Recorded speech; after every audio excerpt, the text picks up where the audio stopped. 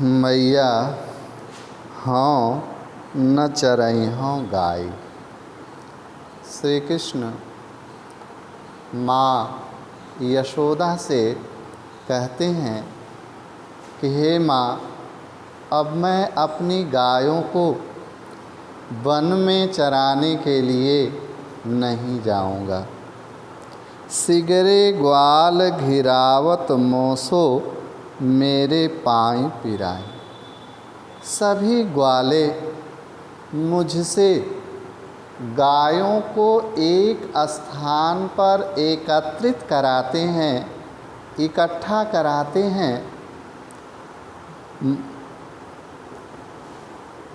मेरे पाँव पिराए, जिससे मेरे पैरों में दर्द होने लगता है। मेरे पाँव जौन पत्याही पूछ बल दाऊही अपनी सौह दिवाई। यदि तुम्हें मेरी बात पर विश्वास नहीं होता है तो तुम बलदाऊ भैया से पूछ लो, अपनी सौह दिवाई, अपनी कसम दिलाकर। यह सुनि माई जसोदा ग्वालिन गारी देती रिसाई। श्री कृष्ण के मुख से इस प्रकार की बातों को सुनकर माँ यशोदा ग्वालिनों को गालियाँ देती हैं और उनके ऊपर क्रोधित होती हैं।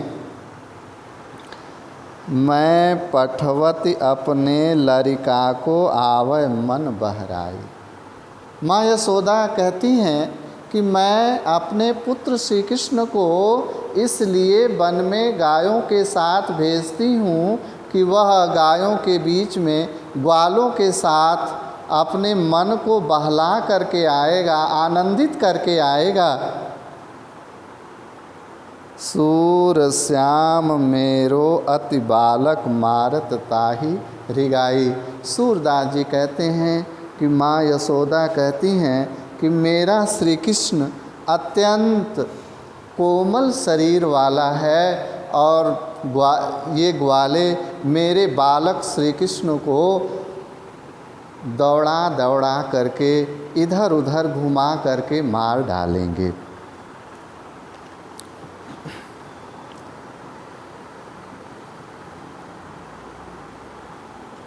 सखीरी मुरली लीजय चोर। श्री कृष्ण को मुरली के साथ बांसुरी से अत्यधिक जिन्हें स्नेह है, प्रेम है, श्री कृष्ण बांसुरी से अत्यधिक प्रेम करते हैं। इस बात को देख करके गोपियों के मन में ईर्ष्या का भाव उत्पन्न होता है। गोपियाँ कहती हैं, आपस में वार्तालाप करती हुई कहती हैं कि हे सखी, श्री कृष्ण की जो बांसुरी है उस बांसुरी को चुरा लिया जाए। जिन गोपाल कीन्हे अपने बस प्रीति सबन की तोर। और जिस बांसुरी ने श्री कृष्ण को अपने बस में कर रखा है, श्री कृष्ण को पूर्ण रूपेण पूर्णतो भावेन अपने बस में कर लिया है, वशीभूत कर लिया है। प्रीति सबन की तोड़। और हम सभी गोपियों के प्रेम को तोड़कर पूर्ण रूपेण बांसुरी ने श्री कृष्ण को अपने बस में कर लिया है। छिनिक घर भीतर निशिवासर धरत न कबहूँ छोर। एक क्षण के लिए भी श्री कृष्ण बांसुरी को न घर के भीतर रखते हैं, न दिन में और न ही रात्रि में। कभी भी एक क्षण के लिए उस बांसुरी को छोड़ते नहीं, सदैव अपने साथ लिए रहते हैं। कबहूँ कर कबहूँ अधरनी कटी, कबहूँ खोसत जोरी। और श्री कृष्ण बांसुरी को कभी अपने हाथों में ले लेते हैं, कबहू अधरनी, कभी होठों पर रखकर उसे बजाते हैं, कभी होठों पर रख लेते हैं कटी, और कभी जो है वे अपनी बांसुरी को कमर में कस करके जो है खोस लेते हैं।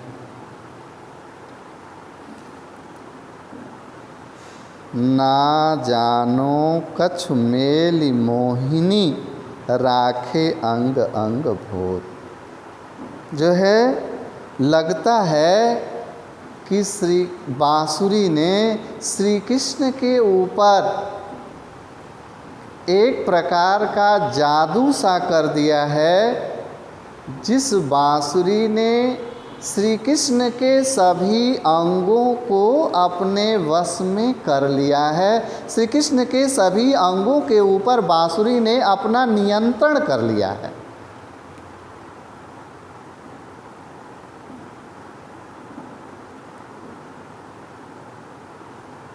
राखे अंग अंग भोर, सूरदास प्रभु को मन सजनी, बध्यो राग की डोर।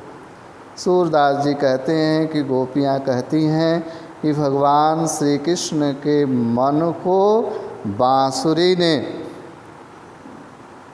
राग की डोरी में बांध लिया है, अर्थात श्री कृष्ण का मन जो है संगीत में लीन हो गया है। उधव मोहि ब्रज बिसरत नाही, वृंदावन गोकुल वन उपवन, सघन कुंज की छाही।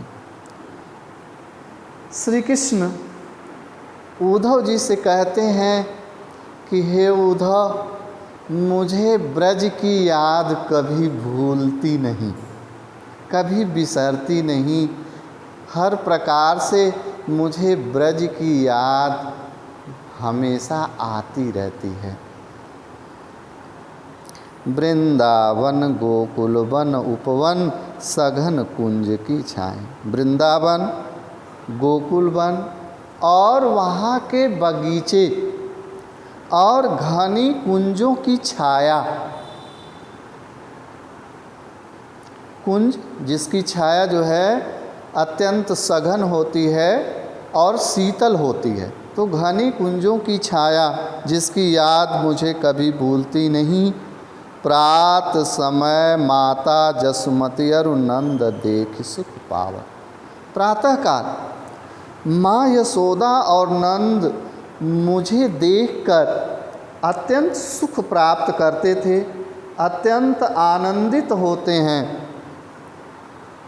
माखन रोटी दह्यो सजायो, अतिहित साथ खवावत। और मुझे माखन रोटी, सजी हुई दही अत्यंत प्रेम के साथ मुझे खिलाते हैं।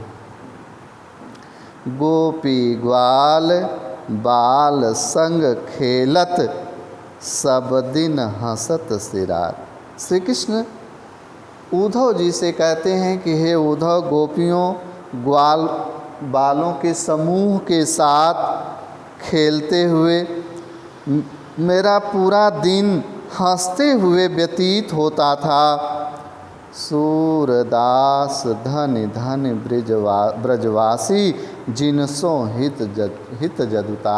सूरदास जी कहते हैं कि वे ब्रज के रहने वाले सभी लोग धन्य हैं, जिन्हें श्री कृष्ण जैसा हित करने वाला, भलाई करने वाला और प्रेम करने वाला उन्हें मिला है, प्राप्त हुआ है।